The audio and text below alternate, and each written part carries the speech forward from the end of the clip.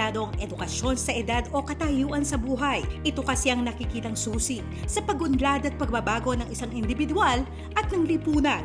Ito rin ang pinatunayan ng 899 na kabalen mula sa bayan ng Sasmuan, Lubao at Guagua na nagpursige na ituloy ang naudlot na pag-aaral dahil sa iba't ibang kadahilanan. #SuperLola. Hindi kasi naging hadlang ang edad na 60 para sa BHW mula sa Batang Second sa bayan ng Sasmuan para ituloy muli ni Lola Evelyn ang pag-aaral. Isipan ko pong mag-aaral pa si Bayo, yariyan ko yung high school. Kasi po, nang anak-anak ko pa, mag-aaral ko po. May kapasawa ko pong agad. Kaya po ayaring high school. Ngayon po papangarapan kong mayari ko kay high school hanggang pong matuwa na ako. Kasama si Lola Evelyn sa mga maswerteng ALS passer sa bayan ng Sasmuan. #para sa kinabukasan.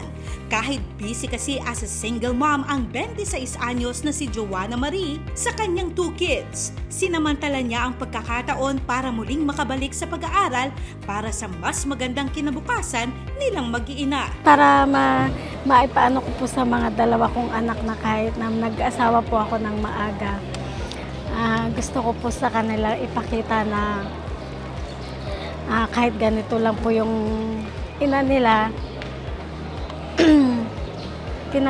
pinagpapatuloy ko po yung pag-aaral ko dahil po sila po yung inspiration ko po sa buhay ko. Ang napapaiyak ko kasi ako, naaalala ko lang po yung nangyari po sa akin. Na bilang single mother, sobrang hirap po talaga. Kasama naman siya sa mga maswerteng ALS passers sa bayan ng Lubao. #abot kamay ang pangarap.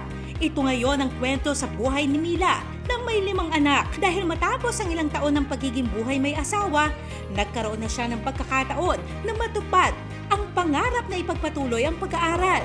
Parang hindi ko akalain mabibigyan pa ng pagkakataon yung pangarap ko po na makapagtapos. Kaya ngayon po talaga nagpupursige po ako. Ano pang balak mo niyan? Sa ngayon po, grade 11 po ako. Tapos tatapusin ko po yung senior high ko. If God's will po, tutuloy po ako ng college. Kasama naman siya sa mga maswerteng ALS passer mula sa bayan ng Guagua. Ito yung mga medyo may edad na hindi nakapag-high school. Tapos nag-undergo sila ng programa po ng DepEd na Alternative Learning System po for 10 months. Tapos alam ko nung pandemic parang evaluation lang siya. Ngayon yata yung tinatawag na ANE exam, which is yung Accreditation and Equivalency exam.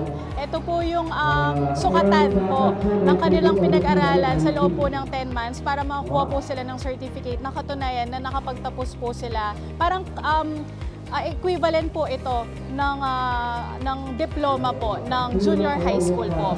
At bilang pabonus sa pamumuno ni Governor Dennis Delta Pineda, namigay ang mga board members sa 2nd District ng insentibo mula sa Kapitolyo ng tig 2,000 pesos na tseke para sa lahat ng mga nagsipagtapos na taga Sasmuan.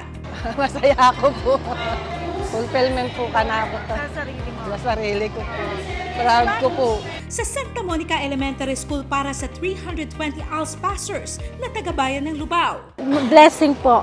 Blessing kasi marami po siyang natulungan sa aming estudyante na kahit magkano lang po ito, malaking bagay na po para sa amin. At pandagdag na po sa aming pangangailangan sa food, sa pagkain po. Kaya maraming salamat po, Gov. At sa Natividad National High School para sa 435 ALS passers mula naman sa bayan ng Guagua. Maraming salamat po, Gov. Marami na po akong natanggap na tulong mula po sa kanya. Unang-una po yung college ko nasa Damso po. Mga hospitalization po. Maraming salamat po talaga. Dito ko lang po talaga sa Pampanga na supportive po ng ating government po. Actually, ito continuation lang nung last year. Nakapag-award na po tayo sa Magalang, Mabalacat, ng mga Alternative Learning System passers. Ito po yung pumasa nung 2023. So, binigyan po sila ng incentive sa pagkakapasa po nila at natutuwa po ang ating governor. We have 6,223 ALS passers po sa buong Pampanga. Hindi lang po yung mga regular passers, meron din po tayong passers sa Provincial Jail, sa Guagua, at saka sa Pampanga Provincial Jail, at saka sa mga rehabilitation center. Kinikilala ng Kapitolyo, partikular ni Gov Delta, hindi lamang ang tagumpay ng mga ALS passers, kundi maging ang kanilang determinasyon na ipagpatuloy ang pag-aaral at magbahagi ng kanilang natutunan balang araw.